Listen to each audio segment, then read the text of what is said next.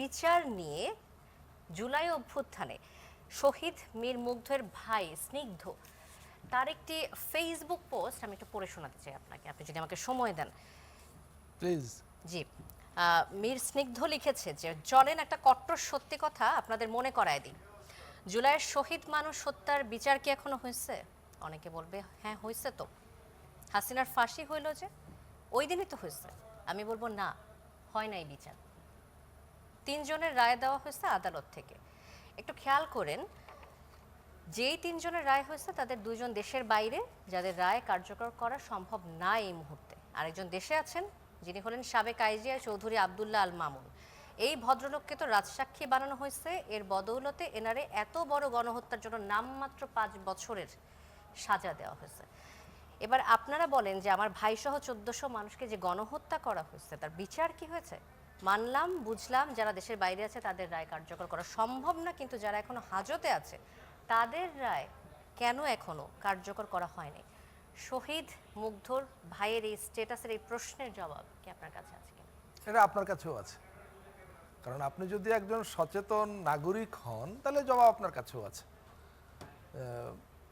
আপনি যদি শুধু এইটা নিয়ে কথা বলতে চান তাহলে আমি আপনাকে বলবো যে যে কোনো বিচারের একটা প্রক্রিয়া আছে। সরকার তো আর বিচার করে না।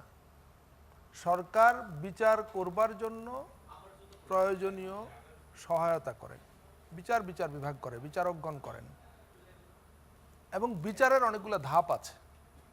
যে প্রথমে বিচারিক আদালতে বিচার সম্পন্ন হয়, একটা রায় হয়, তারপরে সেই বিচারের রায়ের আবার আপিল হয়, এরকম একটা প্রক্রিয়া আছে।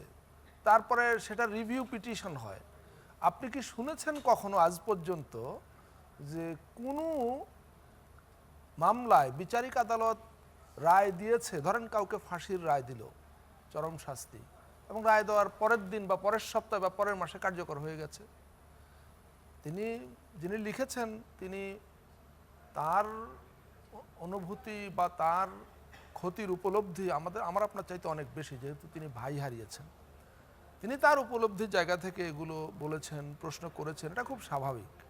কিন্তু আমরা যখন বিষয়টাকে যুক্তির নিরিখে বা বাস্তবতার নিরিখে বিবেচনা করব, তখন এটা নিয়ে আলোচনা করবার কোনো সুযোগ নেই। জড়িত থাকা অবস্থায় আপনি মনে করেন এই এমন একটি মামলার রায় কত দিনে হওয়া উচিত এবং এর বিচার কার্য কত দিনে আমার কোনোভাবে এটা বলা উচিত না বলে মনে আমার কোনোভাবে এটা বলা উচিত না।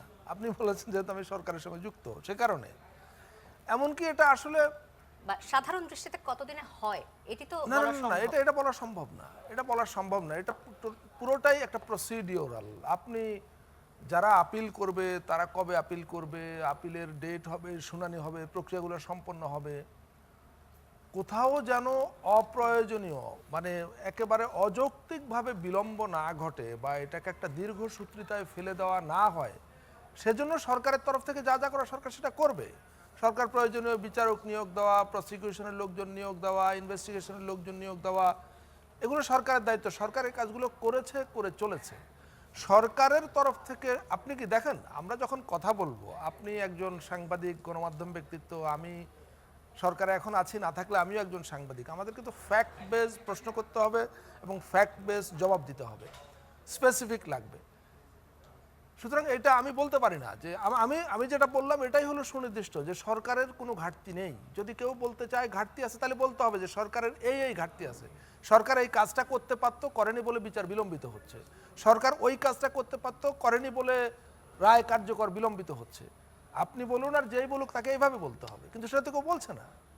আচ্ছা, আরেকটি বিষয় চলে আসছে যে ইনকিলাব মঞ্চের আহ্বায়ক শহীদ শরীফ ওসমান বিন হাদির পরিবারকে 1 কোটি টাকার একটি ফ্ল্যাট দিচ্ছে সরকার, যেটি আমরা আজকে খবর পেলাম, এবং ঢাকার লালমাটিয়া সরকারি কর্মকর্তাদের জন্য দোয়েল টাওয়ার নামক আবাসিক ভবন রয়েছে, সেখানে তাদেরকে এই ফ্ল্যাটটি দেওয়া হচ্ছে। শহীদ ওসমান হাদির বিচারের দাবিতে আমরা দেখেছি যে দিনের পর দিন মানুষজন রাস্তায় নেমে আন্দোলন করছে। তার আন্দোলনের কারণে তার বিচারটি আগে হওয়া জরুরি কি, নাকি তাকে এই আর্থিক অনুদান, তার পরিবারকে আর্থিক অনুদান দেওয়াটা বেশি জরুরি বলে? আমি দুটোই জরুরি মনে করি, এবং সরকার দুটো কাজই সমান গুরুত্বের সঙ্গে করছে।